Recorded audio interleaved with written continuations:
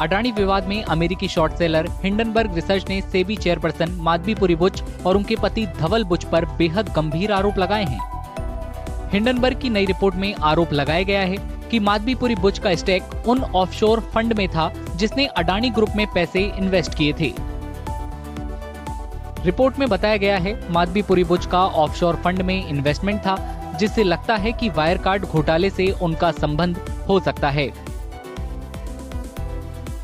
इसके अलावा ये भी दावा किया गया है कि 2022 में सेबी चीफ बनने से कुछ समय पहले माधवीपुरी बुच ने संभवतः जांच से बचने के लिए पति धवल बुच के साथ किए जॉइंट इन्वेस्टमेंट से खुद को अलग कर लिया था। कि सेबी ग्रुप की जो चेयरमैन है माधवी बुच, उन्होंने और उनके पति ने मिलकर अडानी ग्रुप के किसी फंड में ओवरसीज उसमें इन्वेस्ट किया है, उसमें उनका पैसा लगा हुआ है, इनडायरेक्ट तौर से लगा हुआ है। और उन्होंने ये भी कहा कि सेबी ग्रुप से सेबी की चेयरमैन बनने के बाद वो अडानी से मिली थी। अब मुझे लगता है कि कोई भी एलिगेशन लगाने से पहले और जब दो पार्टीज के बीच में इस तरीके की बातचीत चल रही हो तो दोनों ही तरीके से हम कोई सब्सटेंस नहीं मान सकते हैं उसमें। ये नया विवाद जनवरी 2023 में हिंडनबर्ग की शुरुआती रिपोर्ट के 18 महीने बाद आया है, जिसमें उसने अडानी ग्रुप पर स्टॉक में हेराफेरी और अकाउंटिंग फ्रॉड का आरोप लगाया गया था, जिसे अडानी ग्रुप ने खारिज कर दिया था। आलोचकों का कहना है कि आरोपों की सेबी जांच कंक्लूसिव नहीं है।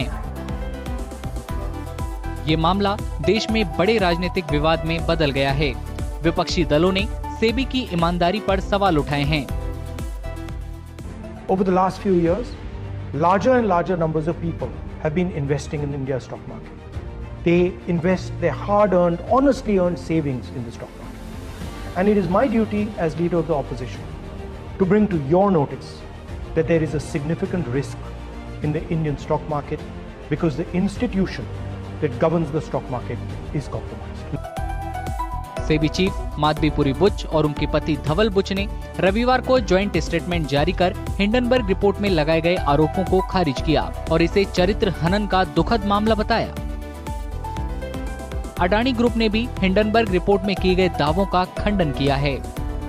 Hindenburg as an entity has no credibility at all.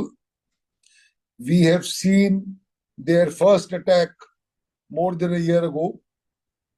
The idea is to create a sensation, create instability in the stock market, create a volatile situation, and then try and make a profit out of that by short selling, etc. And that is their avowed object. Supreme court ने जनवरी 2023 में सेबी की जांच पर भरोसा जताते हुए Adani group के खिलाफ लगाए गए आरोपों की सीबीआई या कोर्ट की निगरानी में जांच की मांग को खारिज कर दिया था। हालांकि हिंडनबर्ग की नई रिपोर्ट में फिर से सेबी की स्वतंत्रता को लेकर बहस शुरू कर दी है।